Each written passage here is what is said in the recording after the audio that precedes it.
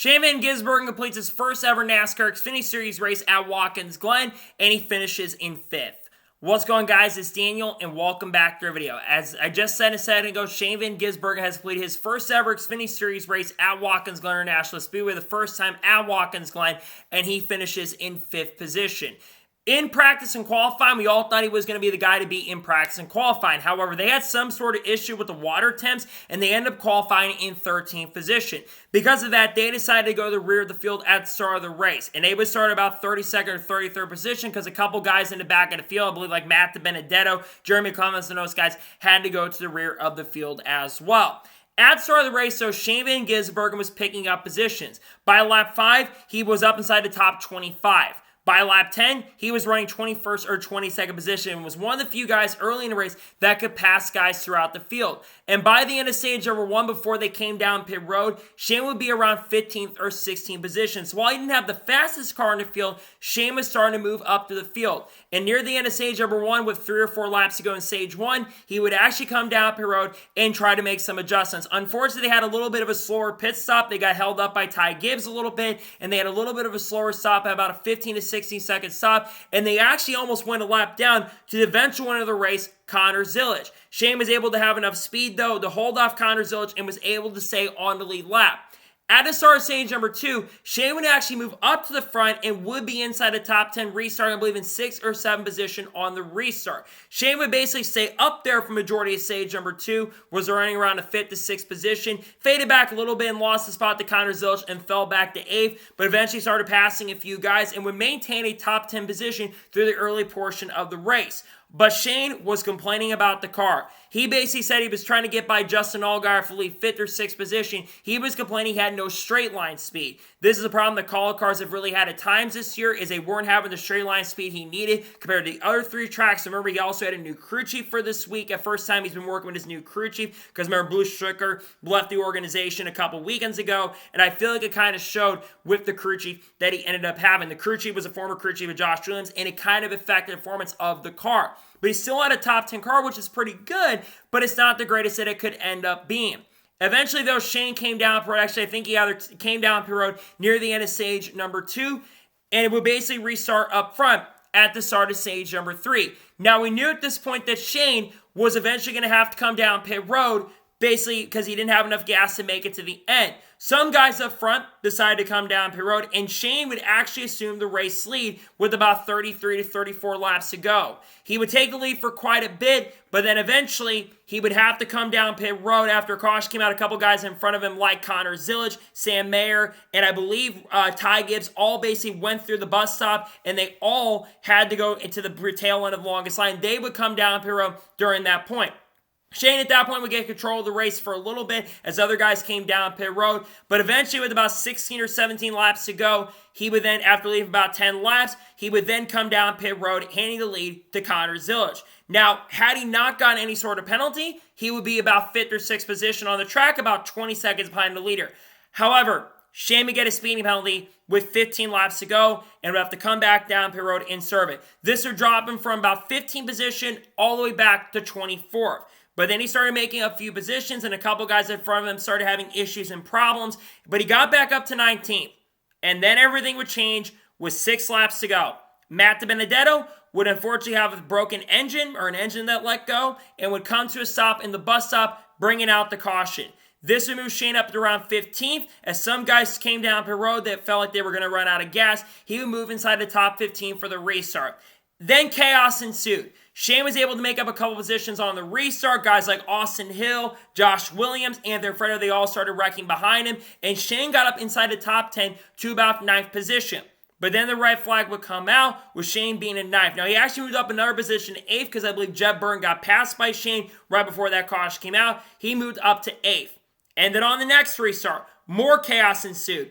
Ty Gibbs, he ran out of gas on that next restart. A couple guys like Brandon Jones, Mike Skeen up wrecking. And at this point, Shane had gained another few spots and was restarting up, I believe, 6th and got himself up to 5th position.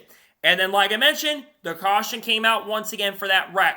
And then on the final restart, a lot of chaos would ensue. Connor Zilisch got a fantastic restart and was able to clear for the race lead. Shane and the rest of the top 10 basically started battling for second position. Sheldon Creed, Chandler Smith, AJ Allmendinger. I think there were a couple other guys up there contending up front, and they put on a really good show for second. Shane had the advantage for a little bit, but unfortunately it seemed like the car didn't have the horsepower, and they got all back by him. I thought he was going to fall outside the top 10. Luckily, he didn't fall outside the top 10, and he would maintain his 5th position. And right behind Shane, there was a big wreck that ensued. Drivers like, I think Park Clearman is able to hang on and not get involved in it, but a couple guys like Austin Green and a few other drivers were involved in the big wreck, including Ryan Sieg, who was battling for a playoff spot. The caution would come out then. Shane was able to maintain a position, and coming off the corner, Connor Zilisch was able to pick up the win and victory, and Shane Van Gisbergen was able to come out the final corner and finish in 5th position. This unfortunately puts an end to his win streak coming into this race. He had basically a 3-race win streak above everybody else. It was going to be very tough for him to go 4 in a row, especially the domination of Connor Zilisch, but I really thought today that he was going to have a better shot and opportunity. It seemed like, well, 5th place is still a really good finish, by the way, and getting a top 5 is pretty good. It's still disappointing to see that he could not get it done today. I feel like that if they had a better car, he would have been up there against Connor Zilisch. Do I think he beats Connor Zilisch at the end of the day? Probably not. That 88 car was just lights out today. We know how good Connor Zilisch is, and what's really cool is both of them are part of the Red Bull family, and it's really cool to see both of the drivers who are working with the Red Bull family now got top 5s, and he absolutely earned it, and it's a well-deserved victory for Connor, and it's a shame Shane couldn't get it done. He does have a better car for tomorrow, which is a really good thing, because I feel like the car he has tomorrow, I think he'll have a better chance and opportunity to competing there. It's just a shame that the call cars just didn't seem to have the downright horsepower. AJ really struggled today as well. Colleague obviously has got a lot of work to do, especially going into next year with their horsepower. I feel like coming into this weekend, they were having a lot of momentum. They're having a lot of good runs, and unfortunately, Shane had not a great run at Atlanta, but I feel like the runs are really coming in. But a top 5 is so good regardless. I think that's Shane's 5th or 6th top 5 of the year so far. I think Shane legit will have a shot to win the race tomorrow. He'll be looking to get a 2nd Kurt Cup Series win going against guys like Ross Chastain and Bubba Wallace and Kyle Busch and Kyle Larson and Chase Elliott. And of course, Ross Chastain is on the pole. You think about getting this experience. It's really going to help him going forward, and I think he will be very, very competitive tomorrow afternoon. It's just a shame that Shane didn't have the car under him today to go to victory, but finishing 5th is so good regardless. His top 5 streak has been pretty impressive throughout the time. I think today, regardless, was still a solid run, but it wasn't as good of a run as he could have gotten. But getting a top 5 is still a really good point today. I think he's still in the top 10 in the standings. He didn't get any stage points, unfortunately, which I feel like had he had the car under him, he probably would have gotten stage points, but I still think he's in the top 12. I know he'd like to be in the top 10, but he's not going to get in the top 10 for the end of the regular season. But it's still been a really good regular season regardless. 3 wins. Next week he goes to Bristol, going to try to win that Xfinity race. He's still looking for his first oval win. I think it's going to be tough for him to get that first oval win at Bristol, but I think a top 20 is definitely certain. And again, he'll be trying to win the Cup Series race tomorrow afternoon. He'll be looking to get it done. I think he's got a good shot. He's starting in 3rd, which is really impressive in qualifying. I think Shane could have a chance to do better in the Cup Series race than he did in Xfinity, which is definitely a little bit shocking for sure. Nonetheless, still a really solid day. He would end up finishing in 5th. A good run, all things considered.